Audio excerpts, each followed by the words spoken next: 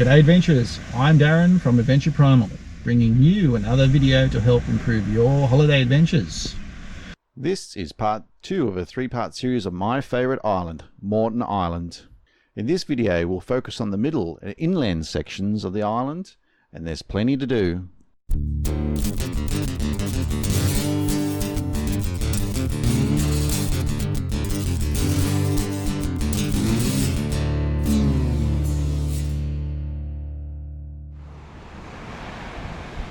When I go to Moreton Island, I like to stay at WWII, as it's quiet and has a little store called Castaways if you need some supplies or a cooked meal.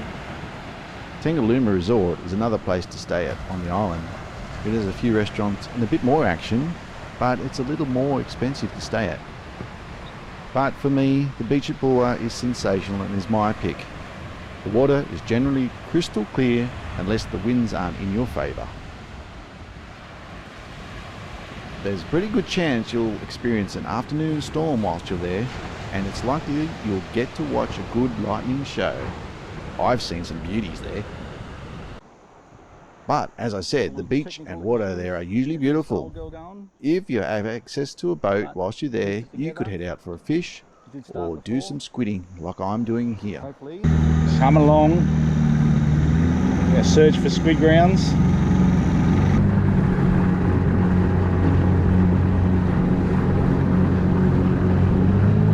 Up there a bit further and your known stomping ground.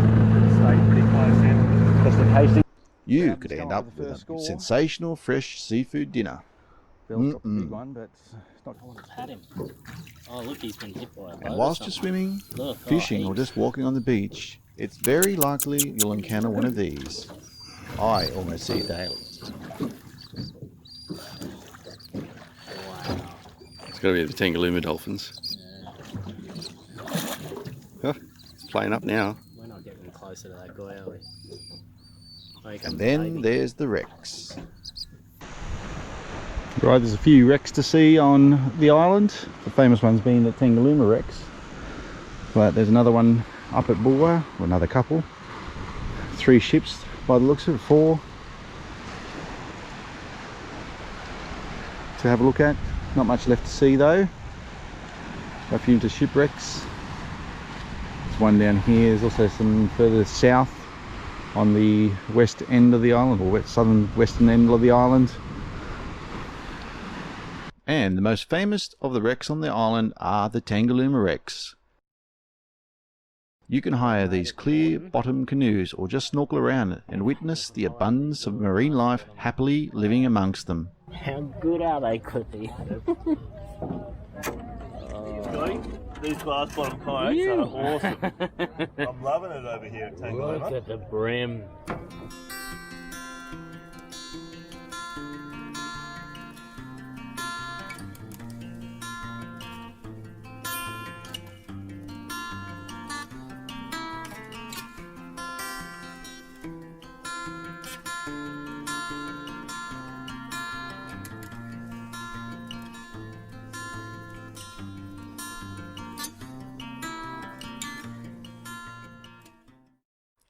For those who want a bit of heart racing action, there are some large sand dunes located behind Tangalooma Resort.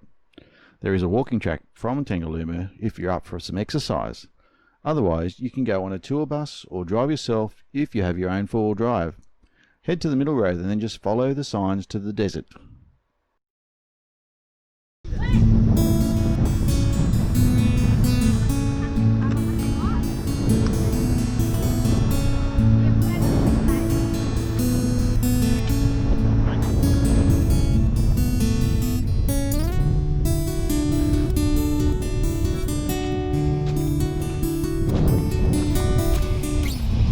Well, the desert. Big sand dunes in the centre of Moreton Island. Fun time for the kids.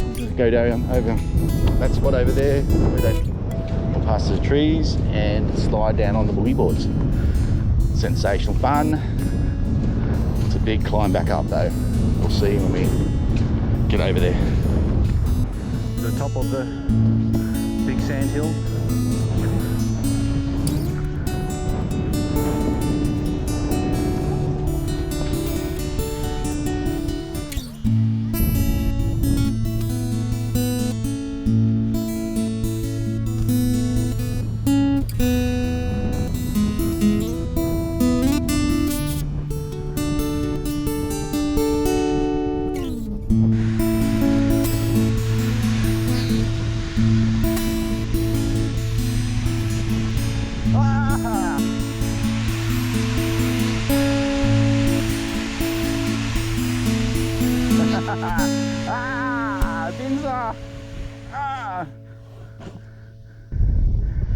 Okay, it's a bit of a climb.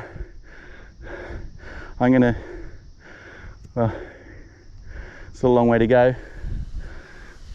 It's probably about a 100-meter run, but you can see the hill. It's about 40 degrees. It's hard work.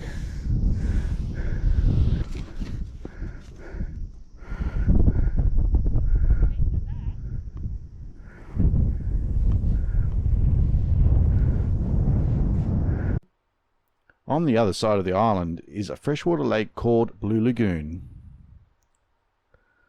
The track entrance is from the eastern beach. Keep your eyes open for the sign because it can be easily missed.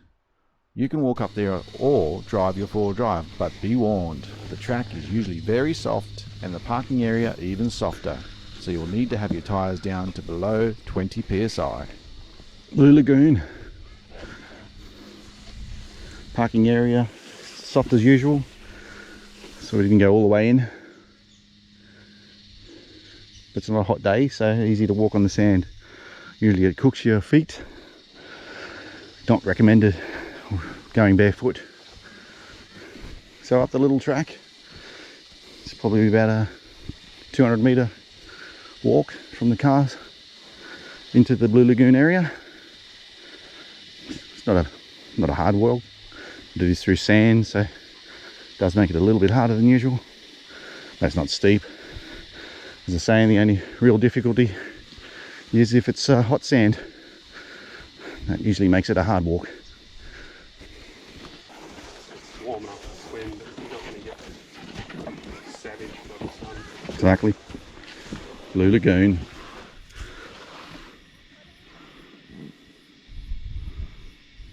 The one you're close.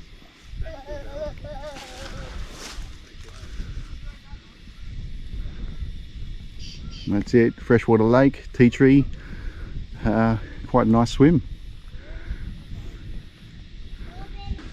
Okay, nice little sandy beach.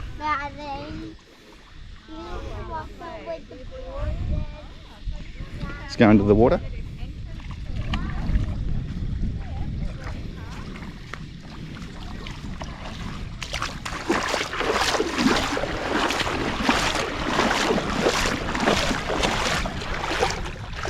Kids already in, snorkeling.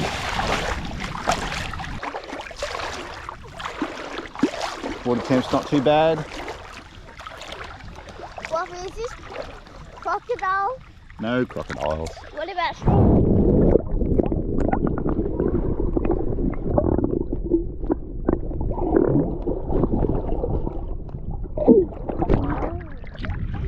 And for the history lovers, there are some World War II sites to explore. Here at Cohen and down here at Tupani Beach are the remains of large defence battery complexes. Tangalooma Resort itself was the location of the naval base and jetty and has its further historical points of interest. For those who like bushwalking, there are some tracks for you to tackle. We've got the Arusa Battery walking track here, or the Telegraph walking track up here. Make sure you're well prepared before you go. The Mount Tempest track is supposed to be particularly challenging.